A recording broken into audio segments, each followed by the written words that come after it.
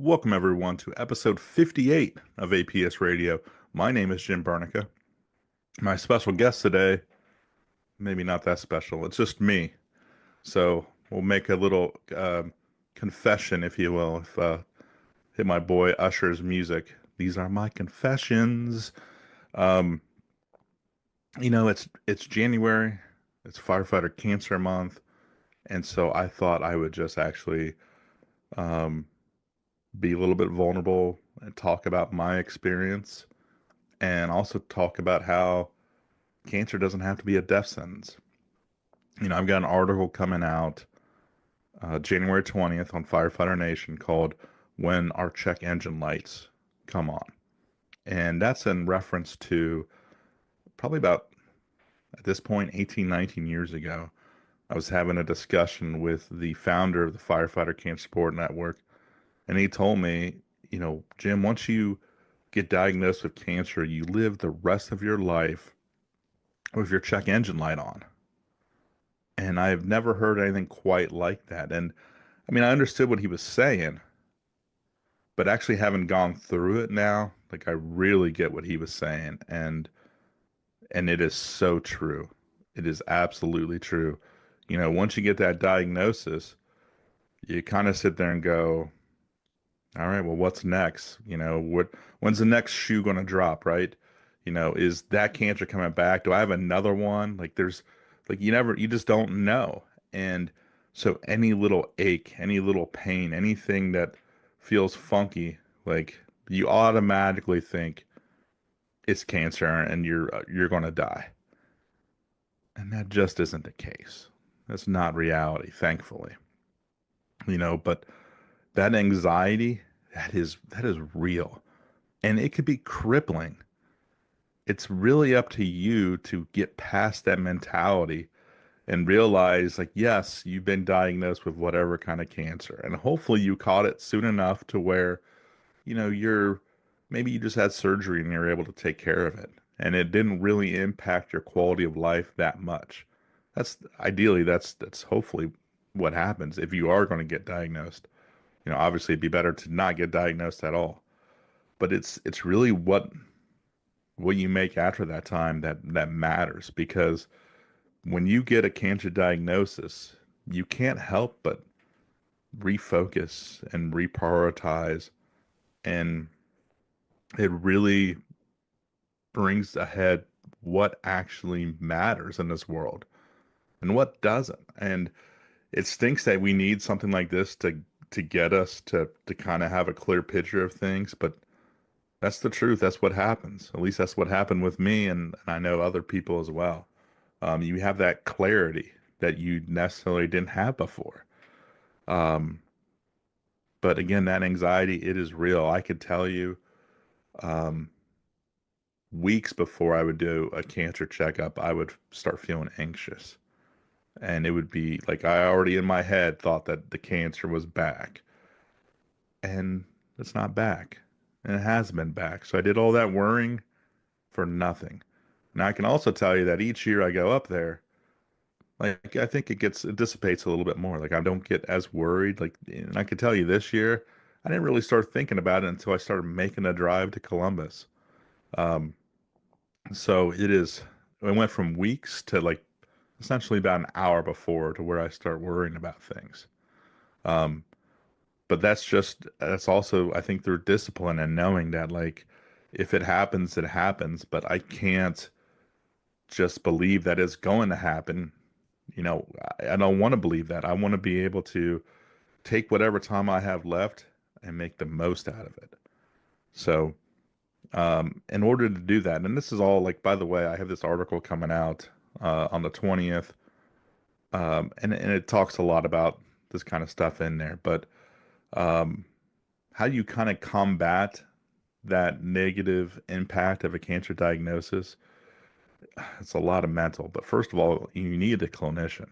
If you don't already have a clinician and you've just been diagnosed, you need to find one and find them pretty quickly.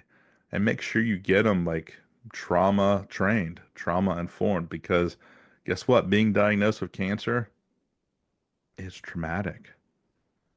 So you want to be able to talk to somebody that's culturally competent and can talk about trauma, you know. And that's so important to talk to somebody and talk to them early on, because you're going to go through all the stages, and it's not going to be in any actual order, but you'll probably hit them all. And you need to be able to talk and get rid of that stuff and do it in a healthy way instead of just doing like what we do on the job where we just shove everything down and hope it never comes back up. Like that's not the way to deal with this kind of stuff. So having a clinician, being able to safely talk through this stuff is going to be paramount, number one. Another thing to do, um, contact the FCSN, the Firefighter Cancer Support Network. So their website, www.firefightercancersupport.org. Phone number. I don't know why I still remember this. Um, 866-994-3276. They can do two major things that are really helpful if you or one of your fellow firefighters get diagnosed. So the first one is they put you in touch with a mentor. A mentor is another firefighter that's also a cancer survivor, and they're there to tell you really what the road looks like ahead for you. You know, this is what they dealt with their cancer, and they're there just to kind of bring you up to speed and be there and support you. Just talking to a firefighter is so helpful because they get it. Like I realized it's harder to talk to our family, our normal friends. It's just normal friends. But it's easier to talk to firefighters because they get us. They get our weird, sick mentality. And yeah, you may have some semantics with who they put in touch with you. You know, they may call an engine a pumper or a truck a ladder or whatever it may be, but you get past that and they get you. They get the job. So, a mentor, huge. The other thing they do is they send you a toolbox, and they call it a toolbox, but it's really just a plastic tote. It's got all sorts of helpful information in there, and it's got folders and things to take notes and put your everything you receive all in that tote. But the best thing they have in that book, or excuse me, that toolbox, is this firefighter guide to cancer survivorship. Um, it's really well done. They put a lot of time and effort into this, but it was pretty helpful. I thought I knew a lot regarding firefighter cancer, and the truth is, I did, but I did not know a lot about actually being diagnosed and what that was like. So when I got this, it actually really truly was helpful to me. There was two main things for me personally that I liked out of that book that we used. Number one was an article about how to tell your kids, you have cancer. Um, I mean, my kids are still young today, but they were definitely young back then. So I had no idea what to say, how to say it. And that article really did a good job of kind of walking me through that process.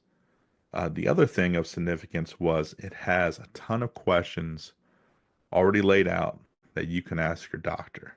So we didn't have to sit down and spend all this time.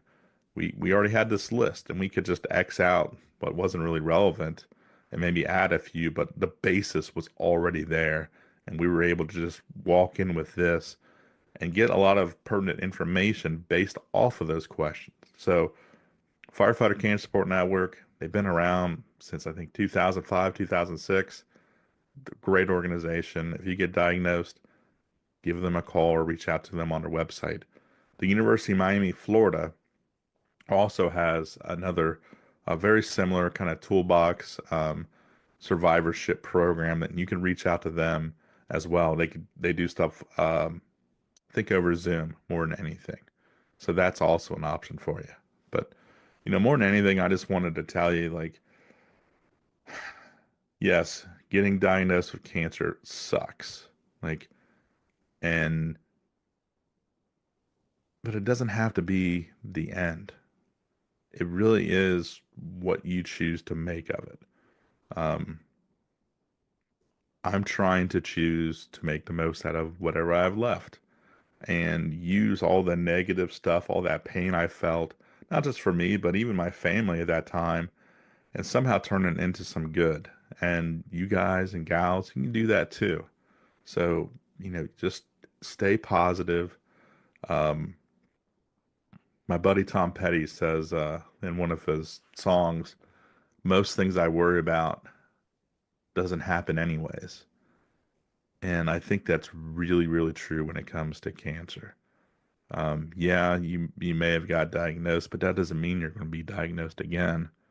And if you just live in fear that you know it's coming, that's you're wasting whatever time you have left living in fear. And I don't think that's the way to go. So I advocate for you all to do the work to get in good headspace and be positive. You don't have to be depressed. You don't have to fall in a bottle. Like you can come back. Everybody loves a comeback. And being diagnosed with cancer and coming back to whatever you were doing beforehand, that should be the goal.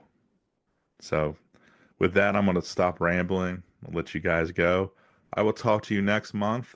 I'll probably be in a sling because I have surgery in 2 days. Um, but we'll go from there. So until then, please take care.